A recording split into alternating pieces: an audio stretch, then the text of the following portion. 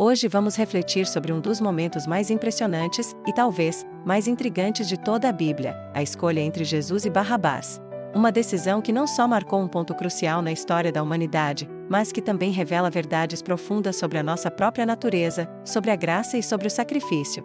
É uma história que, à primeira vista, parece injusta, mas que, quando olhada de perto, se revela o maior ato de amor já visto. Prepare-se, porque essa reflexão pode mudar a forma como você enxerga a si mesmo e a fé. Para entender a dimensão dessa escolha, precisamos voltar no tempo, para uma Jerusalém sob o domínio do Império Romano. A atenção era palpável. O povo judeu ansiava por um libertador, alguém que os livrasse da opressão. E é nesse cenário que encontramos duas figuras completamente opostas. De um lado, Barrabás. Ele não era um criminoso comum. A Bíblia o descreve como um assassino, um rebelde, um homem envolvido em uma insurreição violenta na cidade. Ele era o tipo de pessoa que trazia medo, desordem e morte. Era perigoso, temido e, para muitos, odiado. Sua vida era marcada pela violência. Do outro lado, estava Jesus. O homem que andava pelas cidades e vilarejos curando os doentes, dando vista aos cegos, acolhendo os marginalizados. Ele não pregava uma rebelião armada, mas uma revolução do coração. Suas palavras eram sobre amor, perdão, paz e um reino que não era deste mundo. Mesmo assim, por desafiar o sistema religioso e político da época, ele foi preso, açoitado e levado a julgamento diante de Pôncio Pilatos. Pilatos, o governador romano, percebendo que não havia culpa em Jesus, tenta uma última manobra. Era um costume na Páscoa soltar um prisioneiro, como um gesto de boa vontade.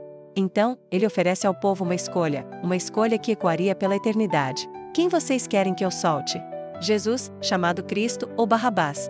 E então, o que acontece a seguir desafia toda a lógica e todo o senso de justiça. A multidão, incitada pelos líderes religiosos, começa a gritar em uníssono. O clamor que sobe aos céus não é pela libertação do inocente, do homem que curou e amou. O grito é: solta Barrabás. E para Jesus, eles gritam: crucifica-o. Pense nisso por um instante. Aquele que tirava a vida, foi libertado. Aquele que dava a vida, foi condenado. O culpado foi solto, e o inocente foi sentenciado à morte mais cruel da época. Esse momento não é apenas um fato histórico, um erro de julgamento de uma multidão manipulada. Ele é profundamente simbólico. Ele é espiritual. Essa escolha não fala apenas sobre o povo daquela época. Ela fala sobre mim, e fala sobre você. É um espelho que reflete a condição da humanidade e a natureza incompreensível do amor de Deus. A escolha por Barrabás é o prefácio da maior história de redenção já contada. Vamos mergulhar agora no significado espiritual dessa troca surpreendente. Primeiro, e de forma literal, Jesus tomou o lugar de Barrabás. A cruz, o instrumento de tortura e morte que estava destinada ao rebelde, ao assassino, foi ocupada por Jesus. O madeiro que deveria carregar o peso dos crimes de Barrabás, carregou o peso do Salvador do mundo.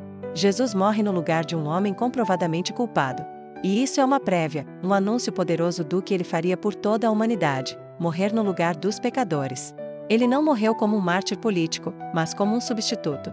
Ele assumiu uma condenação que não era sua. Em segundo lugar, Barrabás representa cada um de nós. Ele simboliza a humanidade caída. Cada pessoa que já errou, que já se sentiu culpada, que já se desviou do caminho certo. Barrabás somos nós em nossos piores dias, em nossas falhas, em nossos pecados que nos tornam, diante da santidade de Deus, merecedores de condenação. Ele representa aqueles que, por seus próprios méritos, não mereciam ser salvos, mas foram. Assim como Barrabás ganhou uma liberdade que não merecia, pela fé em Cristo nós ganhamos uma salvação que também não merecemos. É um presente, não uma conquista. Barrabás não fez nada para ser livre. Pelo contrário, seus atos o condenavam. Mesmo assim, ele saiu livre. E o terceiro ponto, talvez o mais tocante, é que Jesus permite que Barrabás vá livre. Em nenhum momento dos evangelhos vemos Jesus protestar contra a troca. Ele não grita sobre a injustiça. Ele não aponta para Barrabás dizendo: mas ele é o culpado. Ele permanece em silêncio. Ele aceita o veredito. Ele escolhe sofrer para que o culpado seja livre. Isso, em sua essência, é o evangelho. Essa é a graça de Deus em ação. A graça não é dar a alguém o que ele merece.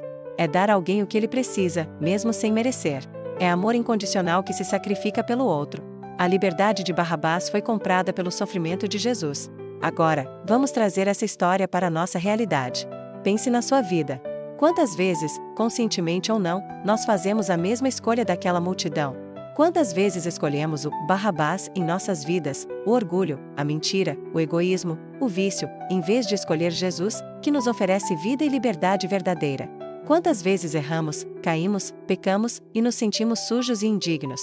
Nesses momentos, a mensagem da cruz ecoa com uma força incrível. Mesmo quando falhamos, a voz de Jesus continua dizendo: eu tomo o seu lugar.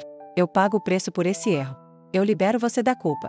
Moralmente falando, éramos nós que deveríamos estar na cruz, carregando o peso das nossas próprias escolhas erradas.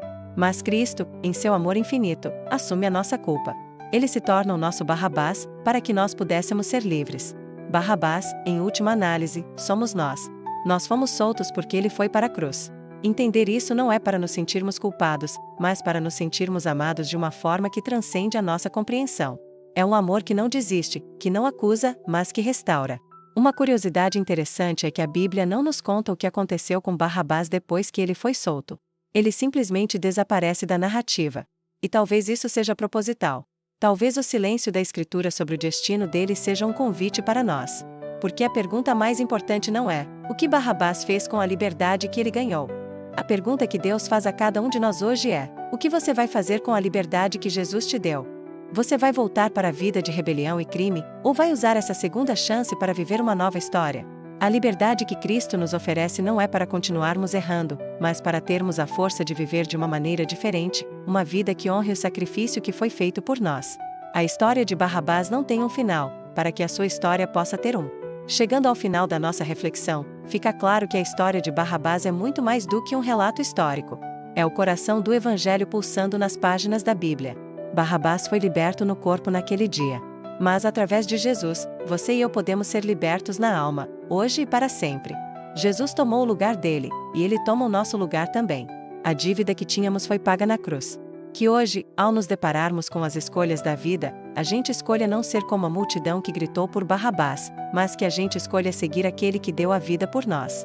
Jesus não salvou Barrabás por uma compaixão momentânea ou por acaso. Ele o salvou para mostrar ao mundo inteiro, e a você, que a sua graça é infinitamente maior do que qualquer culpa. A porta da cela foi aberta. A escolha de sair e viver em liberdade é sua. Obrigado por ter ficado comigo até aqui. Se essa mensagem tocou o seu coração, compartilhe este vídeo com alguém que também precise ouvir sobre esse amor que liberta. Deixe seu comentário, curta e se inscreva no canal para mais reflexões como essa. Que a graça de Deus te alcance onde quer que você esteja. Um grande abraço e até a próxima!